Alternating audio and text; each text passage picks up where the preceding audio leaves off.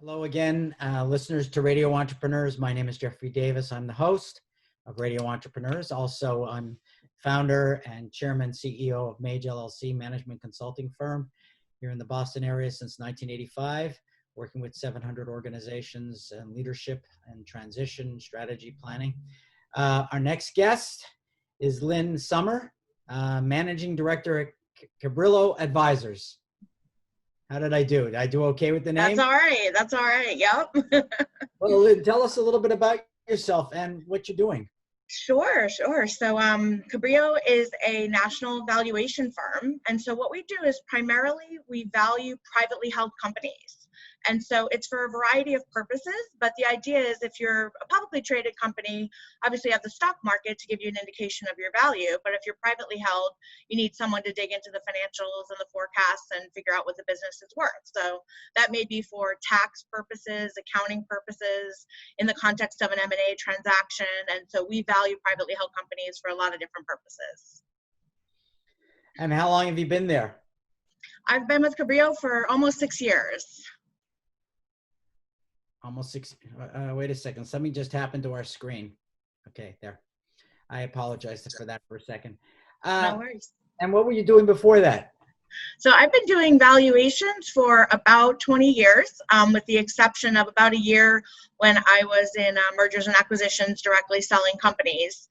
And so I've been with a couple of the big four, as well as a firm called Houlihan Lokey. Is there anything that you do that's different than other firms? I mean, it's, valuations, they're so important in the process of shareholders, valuation, buyouts, and a lot of times they can end up in disputes and end up in court. Yeah.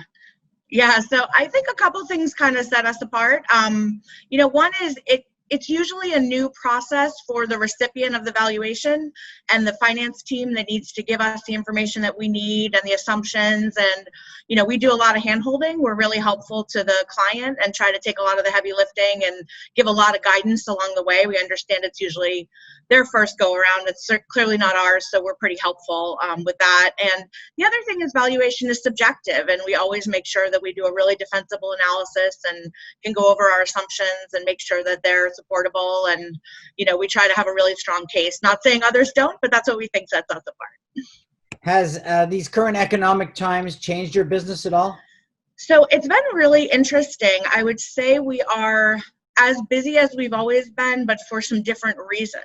So we're seeing less with the mergers and acquisitions activity, but a lot more with tax valuations, for example. And so a different mix based a lot on COVID and kind of the uncertainty in the markets.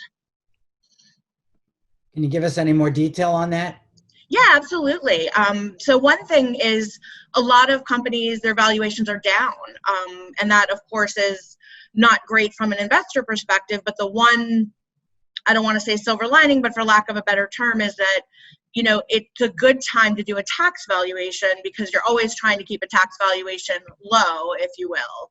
So if you want to gift shares in a privately held company, or if you're giving compensation in the form of options, those are both a couple kinds of tax valuations that right now, if companies are having a hard time and their valuations are lower, one thing they can do is do a valuation for tax purposes right now, and there's a bit of an upside there.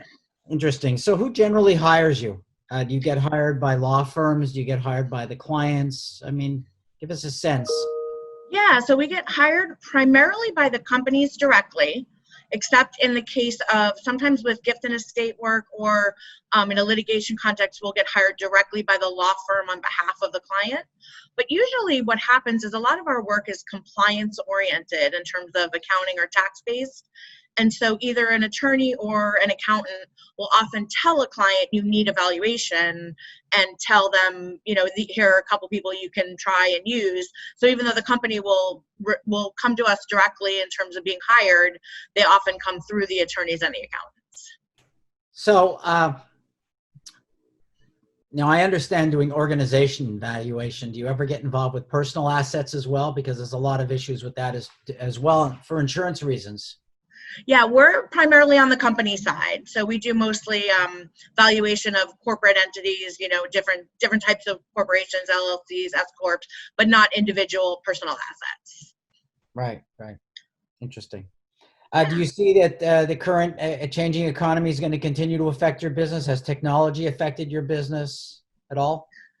So I would say a couple things. I think the continuing economy will affect our business because volatility creates a need for valuation in general, because either the businesses are doing better or worse. For example, in this environment, some of our clients are having trouble and their valuations are lower, but others are doing much better than they anticipated, and that sometimes necessitates a valuation as well. So, for us, when things are changing, there's usually a need for valuation.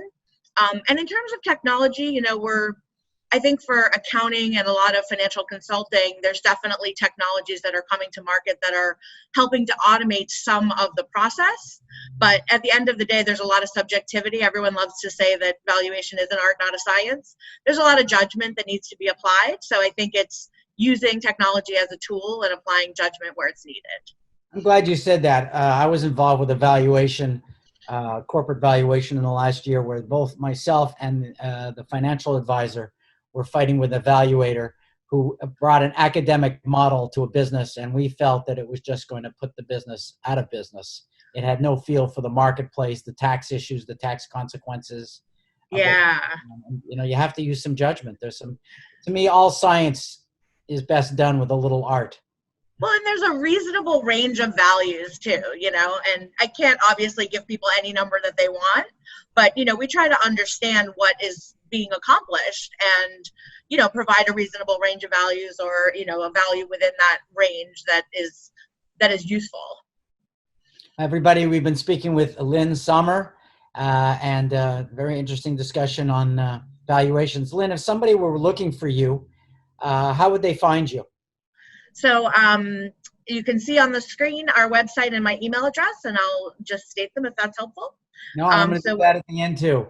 Okay, then I won't. No, I'm not going to say you. I'll talk about the radio show. Go. Tell us. Oh, okay, great. So CabrilloAdvisors.com, which is spelled Cabrillo, and L Sommer with an O at CabrilloAdvisors.com.